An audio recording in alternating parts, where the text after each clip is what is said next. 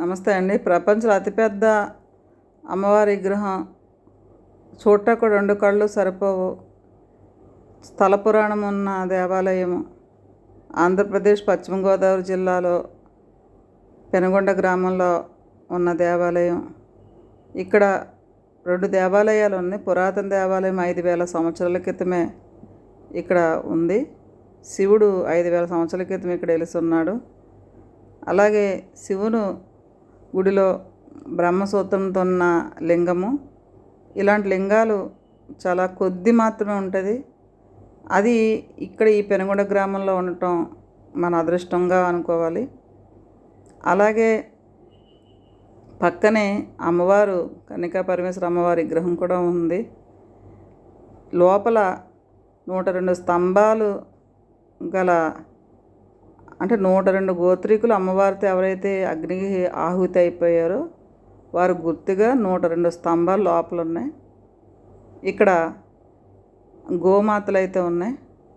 గోపూజలు అన్నీ జరుగుతూ ఉంటాయి. యజ్ఞాలు, యాగాలు, హోమాలు అన్నీ కూడా జరుగుతూ ఉంటాయి. ఇక్కడ చాలా ప్రజెంట్గా, చాలా పీస్ఫుల్గా ఒక పాజిటివ్ వైబ్రేషన్ అయితే ఇక్కడ ఈ టెంపుల్స్లో అయితే ఉంటుందండి. ప్రతి ఒక్కరు కూడా వచ్చి దర్శనం చేసుకోవచ్చు. అలాగే ఇక్కడ ఈ అమ్మవారు ఎలా వెలిసారు ఏంటి ఈ కథలో మీకు ఇక్కడ చూపించే వివరాలు చెప్తూ మీకు అమ్మవారి గురించి కూడా చెప్తాను.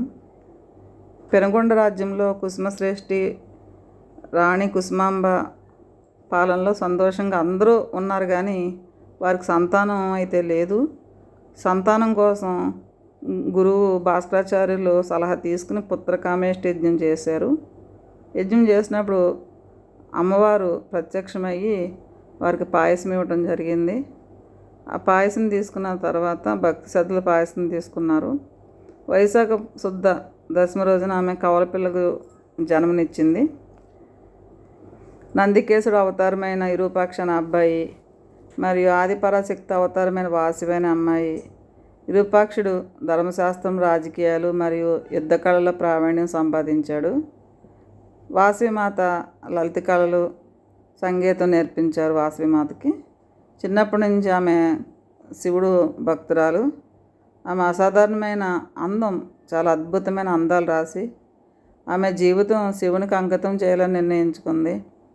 అలాగే అక్కడ రాజ్యానికి సందర్శించడానికి విష్ణువర్ధన్ చక్రవర్తి వస్తున్నాడని తెలిసి పెనుగొండ రాజు కుసుమశ్రేష్ఠి, అంటే మన వాసవిమాత తండ్రి, రాజుని ఘనస్వాగతం పలికి తీసుకొచ్చాడు. అప్పుడు పెనుగొండ సందర్శించి విష్ణువర్ధన్ చక్రవర్తి కన్యకా పరమేశ్వరిని చూసి, పెళ్ళయ్యున్న వ్యక్తి క్షత్రియుడు అయినా సరే ఈ తల్లి అందం చూసి నేను పెళ్లి చేసుకుంటానని అడగటం జరిగింది. ఆ తల్లి ఎట్టే పరిస్థితిలో కూడా నేను పెళ్లి చేసుకోనని చెప్పింది. 714 గోత్రాలు ఉన్నాయి వైశస్సులో.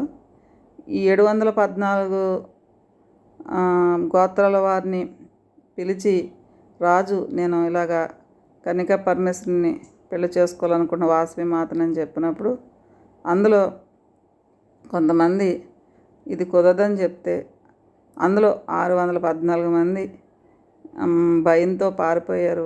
సపోర్ట్ చేయలేదు ఆవిడకి. సపోర్ట్ అంటే ఆవిడకి బాసటగా నిలబడలేదు. అంటే ఆవిడ ఒక్కటే అడిగారు వాసవిమాత, ఈ రాజు నన్ను పెళ్లి చేసుకోవాలి, యుద్ధం జరిగి రక్తపాతం జరిగినైనా సరే పర్వాలేదు, నేను వాసవిని పెళ్లి చేసుకుంటాను అని చెప్పినప్పుడు ఆ తల్లి ఒకటే చెప్పింది, నా వల్ల రక్తపాతం జరగటానికి లేదు, నేను ఆత్మ అర్పణ చేసుకుంటానని చెప్పడం జరిగింది. ఇదిగోండి, ఇది ఈ ఎంట్రన్స్లో మనం ఈ గుడిలోకి, ఇది 2వ గుడి మాట. 54 అడుగుల విగ్రహం ఉన్న ఈ దేవాలయం. ఈ తల్లి నమూనాగా పెట్టారు ఫస్ట్ ఈ తల్లిని. లోపల పెద్ద విగ్రహం చేస్తున్న సమయంలో ముందు నమూనా విగ్రహం కూడా 54 అడుగులు. అలాగే కథలోకి వస్తే ఆ తల్లి 714 గోత్రాల వారిని పిలిపించిన, అందులో రాజు కూడా చర్చలు చేయటం, తల్లి కూడా పిలిపించింది. నాతో మీరు ఎంతమంది వస్తారు నాతో ఆత్మాహుతికి అవ్వటాకంటే 102 దంపతులు మాత్రమే మేము నీతో పాటు వస్తాము, ఈ అన్యాయాన్ని మేము సహించమని చెప్పి తల్లితో పాటు వారు ఆత్మ అర్పణం చేయటానికి ముందుకు రావటం జరిగింది. అలాగే మాఘశుద్ధ గడియ రోజున 102 గోత్రాలతో పవిత్ర అగ్నిలోకి ఆవిడ ప్రవేశించింది. ఈ వీడియోలో అండి ఈ స్తూపం ఉంది కదా, ఈ స్తూపం అక్కడ 102 గోత్రాలకు సంబంధించిన వారికి కుటుంబాల వారు ఒక్కొక్కరు 1,000,000 నామాలతో ఇక్కడ స్తూపం నిర్మించడం జరిగింది. మీరు ఈ స్తూపం కూడా దర్శించి మీరు ఈసారి వచ్చినప్పుడు అక్కడ అలాగా టచ్ చేయటం వలన కూడా మనకి ఎన్నో పాపాలైతే పోతాయి, చాలా మహిమగల స్తూపం అని కూడా చెప్పారండి. కథలోకి వస్తే 103 కుండాలు ఏర్పాటు చేశారు. మాఘశుద్ధ గడియ రోజున ఆ తల్లి అగ్నిలోకి ప్రవేశించింది. వాసవి మాత అగ్ని నుంచి కన్యకా పరమేశ్వరికి ఉద్భవించింది. 18 చేతులతో ఆదిపరాశక్తి యొక్క రూపాన్ని సందర్శించింది. అలాగే తల్లి అమ్మవారు రూపం అంటే ఆదిపరాశక్తి రూపం. అలాంటి తల్లిని పెళ్లి చేసుకోవాలనుకున్న అతను తల పగిలి విష్ణువర్ధన రాజు చనిపోవటం అయితే జరిగింది. అలాగే ఈ టెంపుల్లోకి లోపల మనం చూసినట్లయితే చాలా ఎత్తైన టెంపుల్, అంటే 182 అడుగుల ఎత్తు లోపల అమ్మవారు విగ్రహం అయితే కనుక 90 అడుగుల పంచలోహ విగ్రహము, ప్రపంచంలో అతిపెద్దది. 65 టన్నుల బరువు ఉంటుంది అమ్మవారి విగ్రహం. పాదాల మీద ఎక్కువ సపోర్ట్. మొదట విగ్రహం పాదాలు పట్టుకొచ్చి పెట్టినప్పుడు అప్పుడు కూడా చాలా వేల లక్షల మంది వచ్చి అమ్మవారిని దర్శనం చేసుకోవటం అయితే జరిగింది. 2019 ఫిబ్రవరిలో స్థాపించారు ఈ విగ్రహం. అలాగే ఈ విగ్రహం కుడి ఎడమ వైపులో 102 మంది భార్యాభర్తల విగ్రహాలు, వారి నామాలతో సహా గోత్రాలతో సహా వారు విగ్రహాలు పెట్టడం కూడా జరిగింది. ఆ విగ్రహాలు కూడా తీయటం జరిగింది. తల్లిని దగ్గరికి వెళ్ళి దర్శనం చేసుకుంటే అసలు ఆ అమ్మవారిని నిజంగా అక్కడ ఉన్నారా అన్నంత భ్రాంతి అయితే కలిగింది. సాక్షాత్ అమ్మవారు వచ్చి నుంచున్నారు అన్నట్టుగా అనిపించింది. అక్కడ తల్లి అంత శక్తివంతంగా అయితే ఉన్నారు. అలాగే క్రీస్తు పూర్వం 26-28 జూలియన్ సంవత్సరంలో గురువారం మాఘశుద్ధ ద్వితీయ నాడు విశ్వరూపం దర్శనం ఇచ్చారు. ఆ రోజున ఆ సమయంలో ఆమె భక్తులందరికీ వాసవి సప్తసతిని కూడా సూచించారు. వాసవి సప్తసతి అంటే మీకు అందరికీ తెలిసే ఉంటుంది. అలాగే తల్లి ప్రతి ఒక్కరు కూడా వైశాస్ కుటుంబంలో ప్రతి ఒక్కరూ కూడా జీవితంలో ఒక్కసారైనా వచ్చి అయినా సందర్శనం చేసుకోవాలని ఇక్కడ అంటారు. ఇదిగోనండి ఈ 102 జంటలు భార్యాభర్తల విగ్రహాలు అన్నమాట. భార్యాభర్తలు ఆ కింద ఆ పేరు, వారి నామాలు, గోత్రాలతో సహా చాలా అద్భుతంగా అయితే ఉందండి. చాలా చూసేటప్పటికి ఆంధ్రప్రదేశ్లో ఇంత గొప్ప టెంపుల్ ఉందా అని అనుకునేంత అద్భుతంగా అయితే ఉంది. అలాగే అద్దాల మేడ కూడా ఉంది. ఈ గుడికి పక్కనే అన్నదాన సత్రం, అలాగే యాత్రికులు వచ్చి బస చేయటానికి కూడా రూమ్స్ కూడా ఉన్నాయండి. అక్కడ వారు వచ్చి బస చేయొచ్చు. అలాగే అక్కడ 2 పూటలు కూడా యాత్రికులకైతే 2 పూటలు కూడా దేవస్థానం వారు అన్నప్రసాదం అయితే తప్పనిసరిగా పెడతారండి అక్కడ. అలాగే ప్రతిరోజు కూడా అక్కడ నిత్యాన్నదానం జరుగుతుంది. ఎవరైనా సరే తల్లిని సందర్శించుకుని అక్కడ ప్రసాదం స్వీకరించి ఈ గుడి అంతా చూడటానికి 1 గంట అరగంట సరిపోదండి. ఒక హాఫ్ డే అంతా, ఎందుకంటే చాలా పెద్ద గుడి, చాలా రకరకాల కట్టడాలు అయితే ఉన్నవి. అమ్మవారిని దూరంగా చూసేటప్పుడు చూడండి, తల్లి నిజంగా ఎలా మెరిసిపోతూ ఉన్నారు అమ్మవారు. నిజంగా 2 కళ్ళైతే సరిపోలేదు. చాలాసార్లు చూసినప్పటికి కూడా ఈ అమ్మవారి గుడి వచ్చిన తర్వాత చాలాసార్లు వెళ్ళినప్పుడు కూడా ఎన్నిసార్లు వెళ్ళినా సరే ఆ తల్లిని మళ్ళీ మళ్ళీ చూడాలనిపించే గొప్ప రూపం అండి. ఇది ఎడమ వైపున ఉన్న విగ్రహాలండి. అమ్మవారికి కుడివైపున కొన్ని విగ్రహాలు పెట్టిన ఆ ప్లేస్ ఉంది. అలాగే అమ్మవారికి అటువైపున కూడా కుడి ఎడమ వైపు కూడా చెరువు వైపున కూడా ఈ 102 మంది విగ్రహాలు అటు కొన్ని ఇటు కొన్ని విగ్రహాలు పెట్టడం జరిగింది. అలాగే ఈ ఆలయాల్లో ఎన్నో దేవత విగ్రహాలు కూడా ఎన్నో ఉన్నాయి. మీకు పూజలు, అభిషేకాలు, హోమాలు ఇలా ప్రతీది కూడా అక్కడ జరుగుతూ ఉంటాయండి ఎప్పుడు కూడాను. మీరు ఎప్పుడొచ్చినా సరే ఒకరోజు ఉండేటట్టుగా ఉంటే అక్కడ రూమ్స్ కూడా ఉంటాయి కాబట్టి మీరు దేవస్థానం రూమ్స్ ఇస్తారు. వాళ్ళే భోజనం అన్నీ అంటే యాత్రికులు బయట నుంచి వచ్చే యాత్రికులకి భోజనం ఏర్పాటు వారే చేస్తారని ఆలయంలో నేను అడగటం జరిగింది. అలాగే అక్కడ ఈ ఆలయం అటువైపునే మీరు పక్కనే ఈ గుడికి పక్కనే మీకు రూమ్స్ ఉంటాయి. 2-3 అంతస్తుల రూమ్స్ ఉంటాయి.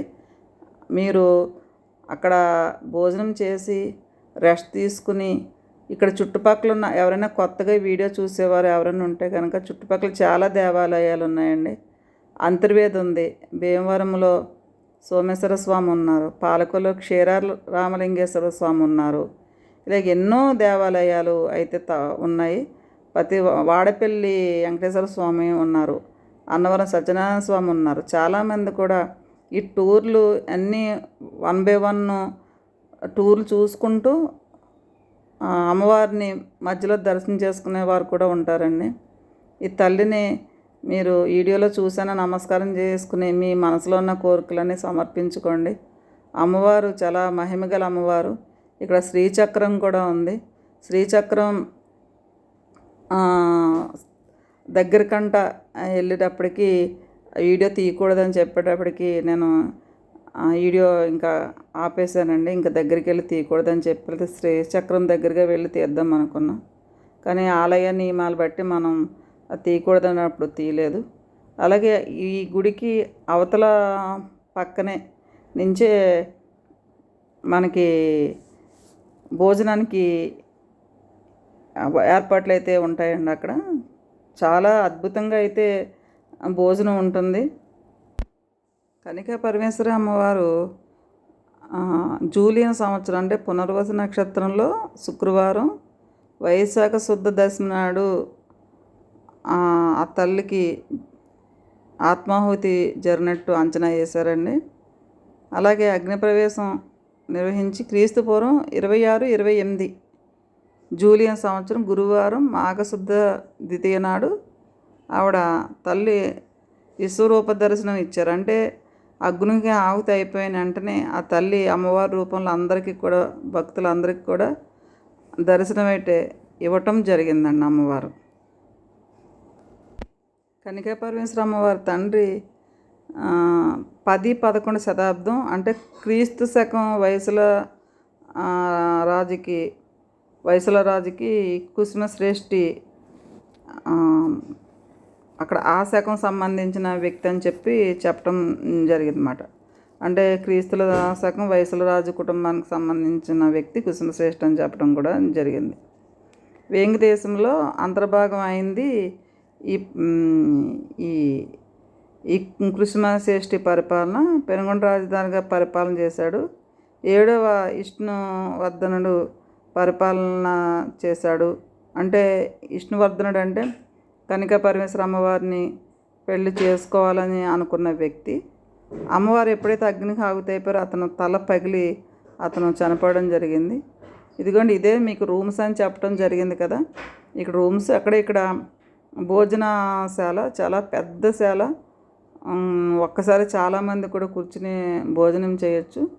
ఇక్కడ భోజనం చేసే ముందు ఇక్కడ మన పేరు, మన ఊరు, అడ్రస్, ఫోన్ నెంబరు, మన గోత్రనామాలు కూడా తీసుకుంటారు.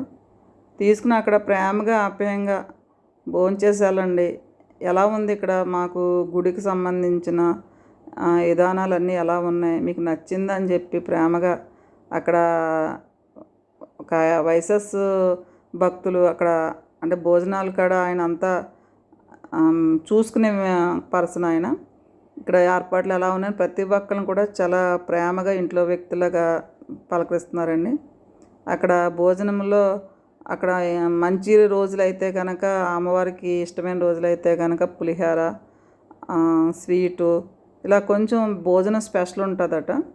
మామూలుగా అయితే కనుక పప్పు, ఒక కూర, అలాగే దేవుని ప్రసాదము పులిహోర ఇలా ఇలా భోజనం ఉంటుంది. దేవుని ప్రసాదం కూడా తీసుకోవడం జరిగింది. ఎంతో పుణ్యము అమ్మవారి ప్రసాదం తినాలని ప్రసాదం భోజనం కూడా చేయటం జరిగింది. మాకు దగ్గరే కాబట్టి మేము చాలాసార్లు ఈ టెంపుల్కి వెళ్ళటం జరిగింది. ఇక్కడ ఇదిగోండి ఈ టెంపుల్ ఈయనేనండి. చాలా అందరినీ కూడా గౌరవంగా పిలిచి ఇసుక విరామం లేకుండా భోంచేశారా, ఇక్కడ ఎలా ఉంది, అందరూ వచ్చి దర్శనం చేసుకోండి అని చెప్పి చాలా ప్రేమగా చెప్తున్నారండి. అక్కడ ఎవరు